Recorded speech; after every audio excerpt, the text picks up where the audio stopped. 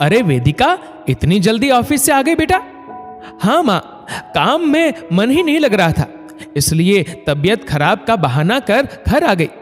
वेदिका ने अपनी माँ से कहा। पर तुम ऐसा कैसे कर सकती हो? तुम्हें तो अपनी जॉब, अपने काम से कितना प्यार है। इसी जॉब के खातिर तो तुमने अपने बच्चे को गिराने से पहले एक पल भी नहीं सोचा। वेदिका की माँ अंजलि ने अपनी बेटी पर तंज कसा। वेदिका अपना सिर पकड़कर रोने लगी। माँ, मुझे अविनाश से यह उम्मीद नहीं थी। हमारी लव मैरिज हुई थी। मुझे मायके आए 4 महीने भी नहीं हुए कि उसने दूसरी शादी करने का सोच लिया। आज ऑफिस में मेरी सहकर्मी ने मुझे बताया कि अविनाश की माँ उसके लिए रिश्ता ढूंढ रही है। वेदिका ने रोते हुए कहा। हाँ, तो इसमें रोने की क्या बात है? तुम्हें तो खुश होना चाहिए कि अब तुम आजाद हो अपने करियर में ऊंचाइयां छूने के लिए। अब कोई नहीं आएगा तेरे और तेरे करियर के बीच में। तुम्हारे मां बनने की खबर सुनकर कितने खुश थे अविनाश और उनके घर वाले, लेकिन तुमने तरक्की की राह में अपने अजन्मे बच्चे को रोड़ा समझ अपना गर्भपात करवा दिया, वह भी बिना बताए। शादी के समय तुमने अविनाश जी से कहा था कि तुम्हारी नौकरी नहीं है, इसलिए कम से कम 3 साल तक तुम मां नहीं बनना चाहती। तब सब ने तुम्हारा साथ दिया था। शादी के 5 साल बाद जब भगवान ने तुम्हें मां बनने का सौभाग्य दिया, तो तुमने अपने बच्चे को प्रमोशन में रुकावट समझा और अबॉर्शन करवा लिया। जब अविनाश जी इस बात पर तुमसे नाराज हुए तो तुम गुस्से में घर छोड़ आई। तुम्हारे ससुराल वालों ने कभी तुम पर कोई पाबंदी नहीं लगाई, पर तुम्हें तो घर की जिम्मेदारियां भी बोझ लगती थी। मैंने तुम्हें हमेशा समझाया कि छोटी छोटी बातों को तूल दोगी तो आगे की गृहस्थी कैसे संभालोगी, पर तुम्हारी नई पीढ़ी की नई सोच। एक बार तुम अपनी सहेली के जन्मदिन की पार्टी में गई थी। तुम्हारे ससुराल वालों को तुम्हारे जाने से कोई आपत्ति नहीं थी, लेकिन रात 12 बजे आने से ऐतराज था, जो सही था। तुम उनके घर की इज्जत हो, शान हो। तुम्हें समय पर आना जाना चाहिए, घर की मर्यादा का ध्यान रखना चाहिए।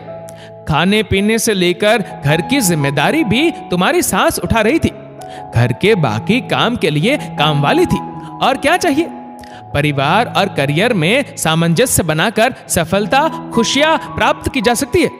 बेटा, बच्चे को जन्म देने का एक सही समय होता है। मां बनने के एहसास से बेहतर इस दुनिया में कोई एहसास नहीं है। बेटी, भविष्य में तेरी कामयाबी में खुशियां साझा करने के लिए कोई नहीं रहेगा, बस रहना अपनी तन्हाई के साथ। मां ने दुखी होते हुए वेदिका से कहा।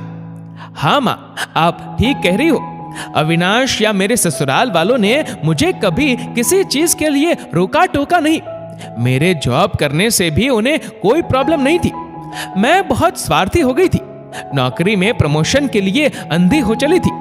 हर जिम्मेदारी से मुक्त हो केवल अपने लिए जीना चाहती थी। दूसरी शादी की खबर से मुझे अविनाश को खोने का डर सता रहा है। मैं अविनाश को खोना नहीं चाहती। मैं अपने ससुराल अपनी गलती की माफी मांगने जा रही हूँ। मुझे समझ आ गया है कि परिवार को साथ लेकर मुझे अपनी पहचान बनानी है। वेदिका आंसू पोंछते हुए बोली। वेदिका अपना सामान लेकर अपने पति के पास जाती है, रोते हुए माफी मांगती है। मैं अपने किए पर शर्मसार हूँ। आपके बिना मेरी हर सफलता अधूरी है। मुझे माफ कर दीजिए और दूसरी शादी का विचार छोड़ दीजिए। वेदिका, मेरे दिल में आज भी तुम ही बसती हो।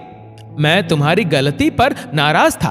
तुम्हें तुम्हारी गलती का एहसास करवाना चाहता था, इसलिए दूसरी शादी की बात तुम तक पहुंचा दी। अविनाश ने वेदिका के आंसू पोंछते हुए कहा। वेदिका को आत्मग्लानि महसूस हो रही थी कि उसने स्त्री को मिली मां बनने की सबसे बड़ी शक्ति की उपेक्षा की।